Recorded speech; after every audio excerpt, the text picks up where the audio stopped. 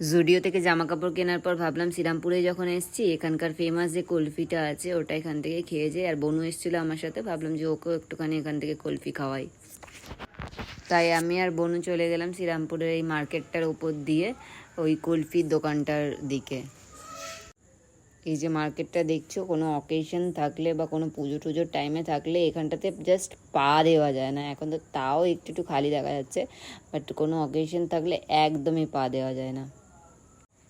MA করার সময় তো বহুবার শ্রীরামপুরে আসা হতো, প্রায় ডেলি আসা হতো, কিন্তু তারপর চাকরি বাকরিতে ঢুকে গিয়ার পর আর আসাই হয় না শ্রীরামপুরে সেইভাবে। এই যে শ্রী দুর্গা যে মিষ্টির দোকানটা তোমরা দেখতে পাচ্ছ, এই দোকানটার সামনেই কুলফি বিক্রি করে। এই দাদাটা কুলফিটা বানিয়ে কেটে কেটে দেবে, তারপরে ওর ওপরে ফালুদা দিয়ে তারপরে এটা সার্ভ করা হয়। তো এটা হচ্ছে শ্রীরামপুরের ঐতিহ্য বলতে পারো। এটা ভীষণই ফেমাস একটা কুলফি শ্রীরামপুরের। তোমরা কারা কারা এই দোকানে কুলফি খেয়েছো আমাকে অবশ্যই কমেন্ট করে জানাবে। আর আমার তো ভীষণই ভালো লাগে এখানে কুলফি খেতে। তোমাদের কাদের কাদের এখানে কুলফি খেতে ভালো লাগে সেটা অবশ্যই কমেন্ট করে জানাবে। এখানে কুলফি 12 মাসই পাওয়া যায়, আর এখানে একটাই ফ্লেভার পাওয়া যায়, সেটা হচ্ছে এই কেশর ফ্লেভারটা। আর অন্য কোনো ফ্লেভার পাওয়া যায় না এখানে। আর একটা জিনিস, এখানে আগে পেমেন্ট করতে হবে, তারপরে গিয়ে কুলফি পাওয়া যাবে। আর এখানে আমি যেটা দেখছিলাম সেটা মিষ্টির দোকানে মিষ্টি কেনার থেকে এই কুলফি দোকানে বেশি ভিড় থাকে। মানে যখনই যাই দেখি কুলফির ভিড়টাই থাকে।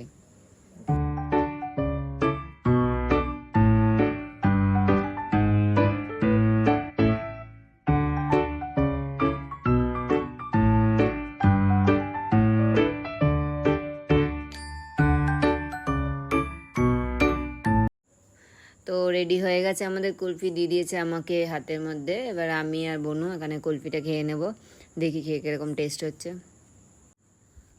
তো এমনি গরমের আইসক্রিম খেলে মানে স্বর্গ লাগে, আর এখানে এই ফালুদা দেওয়া কুলফিটা তো আলাদাই, অন্য লেভেলের স্বর্গ লাগছিল। চলো তাহলে আমরা কুলফিটা খেয়ে নেওয়া যাক।